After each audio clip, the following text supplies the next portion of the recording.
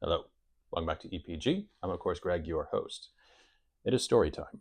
Once upon a time, there was a dictator in a Latin American country who was doing a lot of things that the United States didn't like, namely flirting with a whole bunch of enemies and also doing some drug trafficking.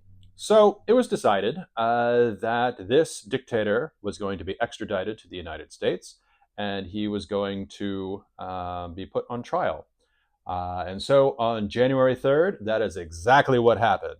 Delta Force came in, they captured him, and then absconded with him to the United States. If you think I'm talking about this guy, you would be wrong. I'm talking about this guy. So, for those who don't know who Manuel Noriega is, he was the de facto dictator of Panama during the 1980s, up until 1989. He started his military career at the Chorrillos Military Academy outside of Lima, Peru. And he also studied at the School of the Americas, which was a school set up for different members of Latin America to come and learn the ways of war that America wages. They learned counterinsurgency, they learned interrogation techniques, and a lot of graduates of the School of Americas went on to do some pretty not so great things in Latin America. But another thing you need to remember is that this was the Cold War, so the enemy of my enemy is my friend, especially with what happened in Cuba and some other parts of Latin America. Anyway, back to old pineapple face, Manuel Noriega. He was the number two of Panama under the president at the time. And then after that, he assumed power. He didn't become the president. He just became the de facto ruler because he was in intelligence and he was able to consolidate all of it and then just become the ruler of Panama.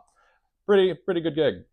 This was also allowed by the United States because Noriega played a very important part in a lot of the clandestine work that America was doing, not only in Central America, but also in South America. So yeah, there was a lot of arms shipments that came through Panama, a lot of other stuff that came through Panama that we'll get to. But yeah, so he played a very important part in that, and he was an ally of the United States at the time. The problem was he was flirting with a lot of America's enemies, given his position as the leader of Panama and also his ties with the CIA. He was getting a lot of intelligence briefings that he was then giving to Cuba and also Nicaragua and a few other places. And so, yeah, he was playing both sides. And also, he had a lot of friends down in Colombia. And in fact, they came when the heat was getting too hot in Medellin. And of course, I'm talking about Pablo Escobar and the Medellin cartel. So, given that, and also it kind of came to light that he was doing some drug trafficking of his own, it was decided that he was going to be captured and taken to the United States for drug trafficking. So yeah, basically in December of 1989, the United States invaded Panama and they began looking for him. He began hiding around Panama and then all of a sudden was able to get to the only place that would take him in, which was the Holy See. So basically the Vatican's embassy. The reason why that all relates to me is because I decided when I was in Panama that is one place I was going to go. So from my hostel, I took a 15-minute drive with an Uber driver out to the Holy See. And yeah, it was kind of cool, just a big wall. There was a sign on it. So I went over, I took out my camera, I took a picture of it. And that is when a very nice guard came out of a little guard stand that I didn't notice before with one-way glass. And he put his hand on his gun and he asked me, "Hey, what are you doing?" And I said, "Oh, I'm just taking a picture of the sign for the Holy See." And he said, "Yeah, you're going to need to come over here and you're going to need to delete those photos," as he unclicked the strap on his holster, putting his gun at the ready just in case.